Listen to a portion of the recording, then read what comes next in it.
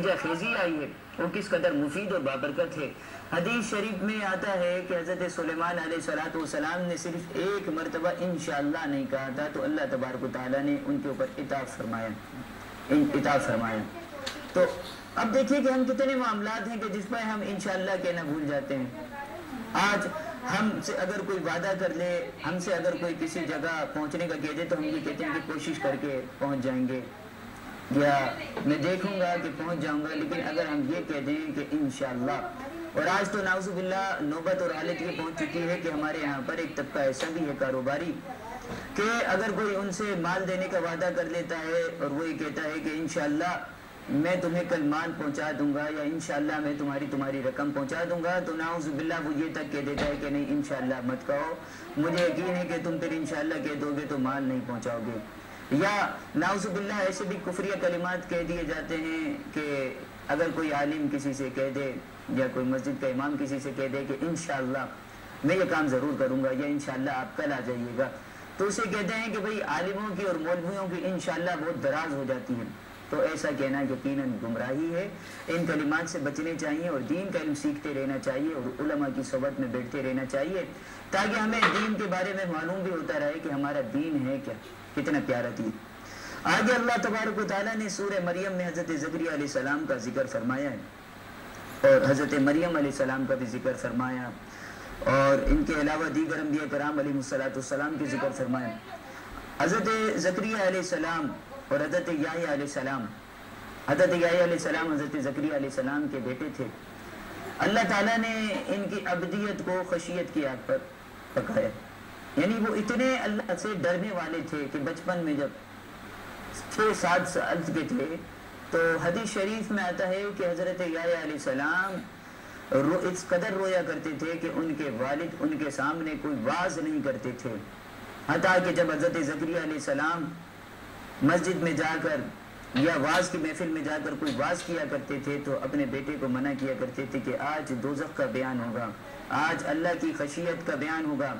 آج موت کا بیان ہوگا، بیٹا آج میری محفل میں نہیں آنا۔ لیکن حضرت یحییٰ علیہ السلام جو 6-7 سال کے اس وقت نوعمر بچے تھے، حضرت زکریا علیہ السلام کی اس مجلس میں پہنچ جاتے اور پھر فضا کے اندر ایک چیخ بلند ہوتی اور کوئی جسم تڑپتا، حضرت زکریا علیہ السلام جا کر دیکھتے تو وہ انہی کا بچہ، انہی کی اولاد حضرت یحییٰ علیہ السلام ہوتے۔ حتیٰ کہ ایک مرتبہ روتے ہوئے جنگلوں میں نکل گئے، والدین نے بہت تلاش کیا، آخر کار نہ ملنا تھے نہ ملے۔ والدہ صاحبہ روزانہ پریشان ہوتی اور روزانہ پریشانی کے عالم میں روتی رہتی کہ نہ جانے میرا بیٹا یحییٰ علیہ السلام کدھر چلا گیا۔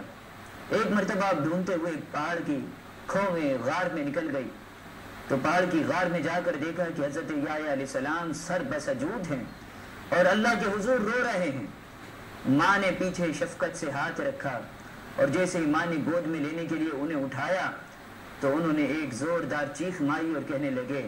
کہ ملک الموت ذرا رک جا، مجھے اپنی ماں سے ملنے کے لیے تو ایک مہلت دے دے، میری ماں کافی دنوں سے پریشان ہے اور میری جدائی کے اندر نہ جانے میری ماں کا حال کیا ہوگا، لہذا مجھے اپنی ماں سے ملنے تو دو۔ یعنی حضرت یحییٰ علیہ السلام اللہ کی خشیت میں اور اللہ تبارک و تعالیٰ کے خوف میں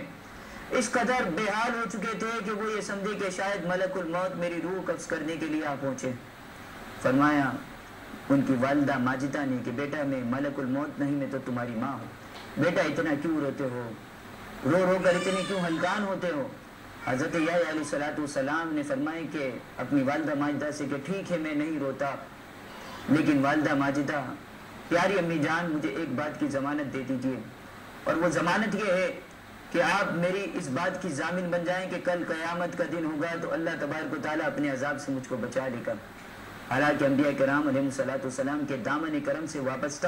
ہو جانے والوں کو اللہ تبارک و تعالیٰ عذاب سے محفوظ فرماتا ہے، لیکن یہ اللہ تعالیٰ کے نبیوں کی عبدیت ہے، ان کا اظہار بندگی ہے، ان کی عاجزی ہے کہ وہ اللہ تعالیٰ کے حضور میں خود کو ایسے پیش کرتے ہیں کہ بندگی کا حق ادا کرتے ہیں۔ حضرت یحییٰ علیہ السلام نے جب یہ فرمایا کہ آپ اللہ کے حضور میری ضامن بن جائیں اور مجھے کل اللہ کے ہونے والے عذاب سے بچا سکتی ہیں تو ٹھیک ہے میں نہیں روتا۔ کہا کہ بیٹا میں اس چیز کی ضمانت نہیں دے سکتی، میں اللہ کے عذاب سے نہیں بچا سکتی۔ تو فرمایا کہ امی جان اگر اللہ کے عذاب سے نہیں بچا سکتی تو پھر مجھ کو رونے سے بھی نہ روکیے، مجھ کو رونے دیجیے۔ تو یہ خشیت تھی اللہ تبارک و تعالیٰ کہ نبی اور جلیل القدر پیغمبر حضرت یحییٰ علیہ السلام کی جن کے بارے میں اللہ تعالیٰ فرماتا ہے وَسَلَامٌ عَلَيْهِ يَوْمَ وُلِدَ وَيَوْمَ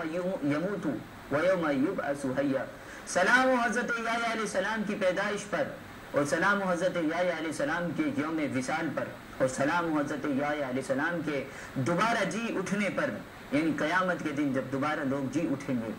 یہاں پر اللہ تبارک و تعالیٰ نے اپنے 3 سلامتیوں کا اور 3 رحمتوں کا ذکر فرمایا، ایک یوم ولادت پر یعنی یوم میلاد پر، اور دوسرا یوم وصال پر